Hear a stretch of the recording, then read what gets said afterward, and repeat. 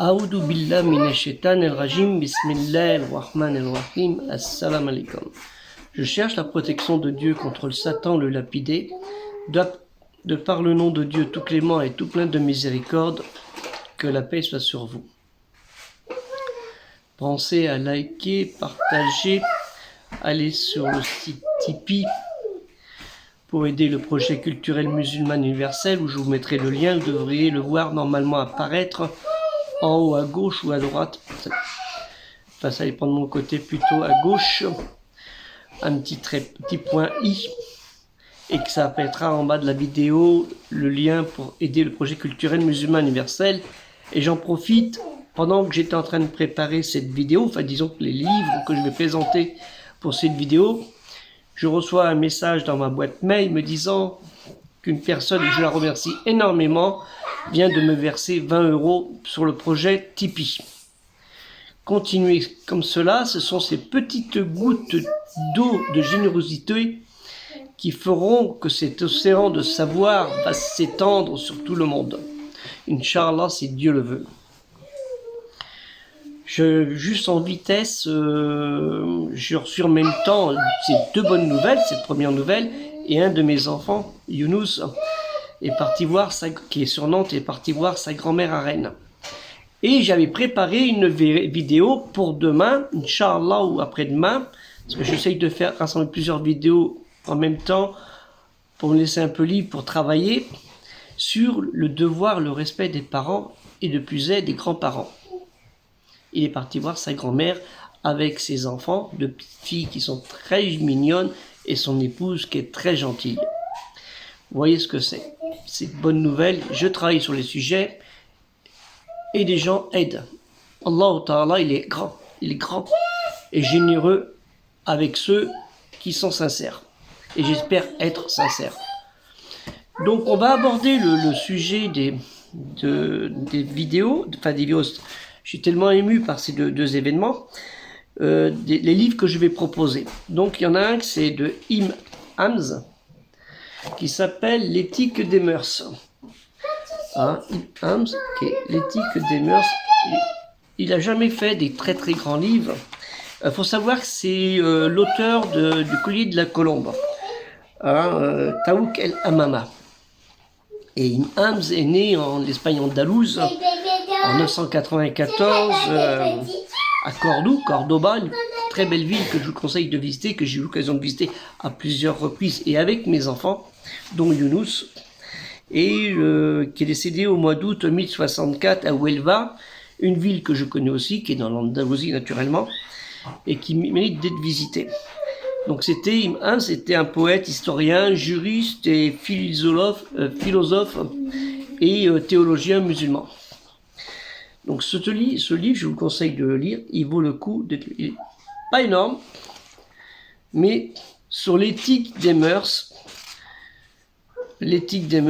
il vaut le coup. Et ça remettra pour certains les pendules à l'heure. Il y a 1000 ans, 1200. Alors là, c'est plus récent, un livre qui est contesté par certains, des groupes et tout ça, mais moi, je n'aime pas trop la contestation. Il faut d'abord étudier, lire et voir ce que disent les gens, ce que disent et tout ça. Donc la personne se réfère quand même beaucoup à des savants et surtout à la parole de Dieu. Donc je vois pas pourquoi on le critique. Le Wajiz, c'est un livre très intéressant, c'est le sommaire de jurisprudence qui est fait par Abdelhadim Ibn Badawi. Enfin disons, c'est pas le titre du livre qui est contesté, c'est l'auteur. Par certains, il y a toujours des gens qui sont pas contents. Donc en fait, le livre de la purification, c'est pourtant utile, le livre sur la salat, sur la prière, le livre de l'aumône, le livre du mariage, le livre des ventes, des vœux, de la nourriture, des sanctions légales, crimes de sang, et je crois que j'ai du jeûne naturellement et du pèlerinage. Vous voyez. Donc, il n'y a pas de quoi fouetter un chat et être contre les autres. Il est très intéressant à lire. Moi, je l'ai lu personnellement. J'ai pas vu trop d'objections. puisque il se réfère à la parole de Allah Ta'ala, et puis moi je suis pas un objecteur contre Allah Ta'ala, hein. Ceux qui sont là contre, ça va faire mal hein, un jour. Voilà, donc c'était une petite parenthèse. Aujourd'hui ça va être que de présentation de livres pour changer un petit peu. Et c'est le but du projet culturel musulman universel, ne l'oubliez pas, c'est de vous présenter des livres à travers toute la France, et ce que vous allez voir, c'est que c'est minime par rapport à ce qu'on vous présente. Alors vous voyez, ces livres-là, ils sont pas là. Hein. Et ça, c'est Jésus avant les évangiles. Qu'est-ce que ça veut voir un musulman qui parle de Jésus avant les évangiles? Bah oui, mais si vous vous rappelez sourate 5, verset 11 et sourate 3, verset 53, je vous laisse deviner et regarder ce que c'est. Hein.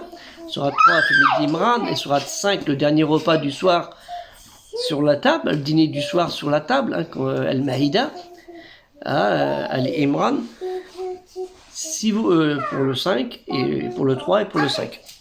Donc, hein, et qui correspond à la scène, à l'époque où Jésus a été voir, inviter ses apôtres, eux qui disent qu'ils étaient musulmans. Hein. On lisait bien le texte. Donc Jésus avant les évangiles, qui vaut le coup, par Bart Ehrman, c'est l'un des plus célèbres spécialistes du christianisme primitif et du Nouveau Testament. Il est professeur émérite d'études des religions à l'Université de Caroline du Nord. Beaucoup de distinctions, et puis il a fait beaucoup d'études, c'est un professeur hein, qui a fait des études sur ça, et c'est très intéressant. Hein, moi je l'ai lu, comme d'habitude je mets beaucoup de notes hein, quand je vois que chose qui m'inquiète, et là si je me souviens bien j'ai pas mis pratiquement pas de notes. On va retourner un peu en arrière avec quelqu'un qui est à la frontière entre l'Afghanistan et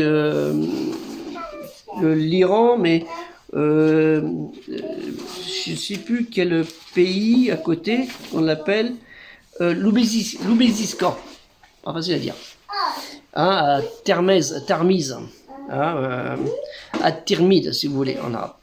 Hein, c'est de Al-Hakim al-Tirmidhi, hein, là, nous en occidental on dit Termez.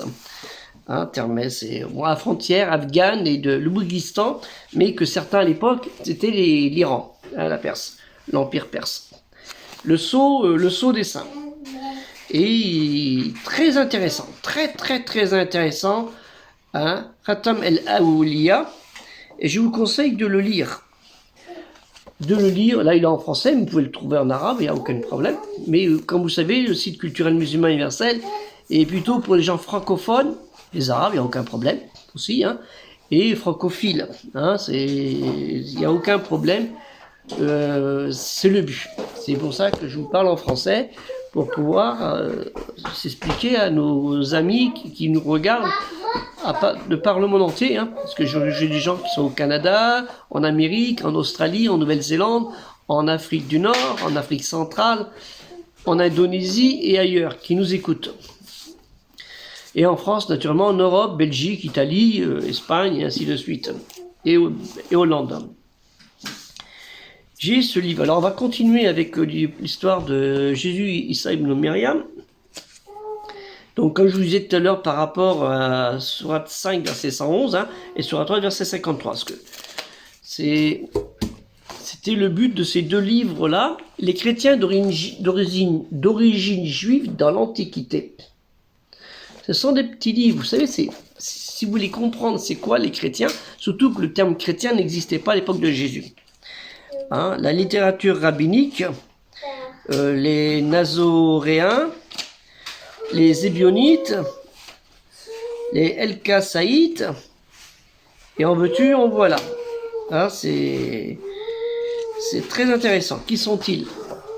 Les chrétiens d'origine juive dans l'Antiquité. Hein, dans l'Antiquité chrétienne, naturellement. Hein, pas l'Antiquité juive, sinon on serait plus loin. Hein, mais c'est normal. Mais, faut savoir, il faut que vous vous rappelez, pour cela, ça. Hein, S5, verset 111, S3, V53. Je vous laisse le plaisir de lire et de chercher, vous allez voir. Hein, ça correspond exactement à ceci et à l'autre que je vous ai dit tout à l'heure. Intéressant. Voilà, donc pour finir par Jean-Christian Petit-Fils, ce livre-là, qui est très intéressant. Hein, c'est sur Jésus, Issa ibn Myriam. Et si on prenait Jésus au sérieux, comme il dit, avec le même fluide, il reconstitue une possible vie de Jésus, le caractère de Jésus de l'histoire. Alors lui, c'est un petit-fils d'historien, rationnel mais non rationaliste, et il mène une enquête. En fait, c'est sur une enquête. Donc Jésus et ses disciples, hein, vous voyez, parce que on est là. Donc il faut avoir, souvent dans ce genre de lecture, avoir plusieurs avis, hein, et pas des gens du même milieu. C'est pour ça, vous avez un Américain, vous avez un Français, et puis un autre ailleurs. Mimouni, Simon Mimouni, hein, Simon-Claude Mimouni, je crois, c'est Mimouni, hein, Shimon Mimouni, vous savez, bon, vous voyez qui je veux dire. Donc vous avez aussi un livre qui est très intéressant, de Henri Lamince. Alors Henri Lamince, c'est un chrétien libanais, spécialiste de la langue arabe, naturellement, parce qu'au Liban, il parle bien l'arabe, mais de l'arabe arabe, pas du Levant, pas l'arabe du Levant. Hein, le Levant, c'est le Levantin, c'est tout ce qui est de l'Israël, enfin la Palestine, jusqu'au Liban, hein, à propos de Syrie. Lui, c'est de la langue arabe pure. Ouais, donc il a fait un livre qui s'appelle Le berceau de l'islam, l'Arabie occidentale à la veille de l'Hégire. Juste avant, ça veut dire l'Hégire. Donc ça veut dire que déjà la révélation est passée. Hein. Le début de la révélation est arrivé. Et voilà, vous avez des livres assez intéressants. Et vous-même avec des textes en arabe. J'en ai vu plusieurs comme ça. Et il nous ramène des sources. Il nous donne ses sources. Hein, des sources de savants musulmans.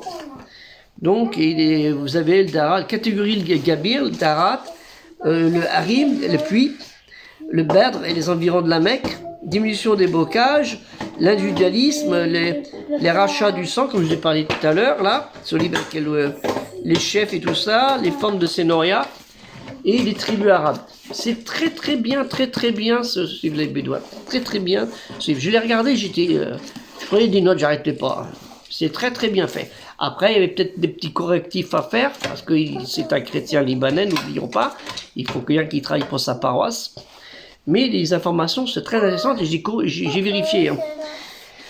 Et on va aller avec... un qui est à peu près de la même période, de Victor Guérin. Alors, Victor Guérin, c'est très intéressant. Il a fait un livre sur la Terre Sainte, son histoire, ses souvenirs, ses si, ses non. Ça, c'est 1882. Et lui, c'est plus récent. Hein, c'est 1860. Il est né en 1862, mort en 1937. Mais c'était au début 20e siècle, son livre.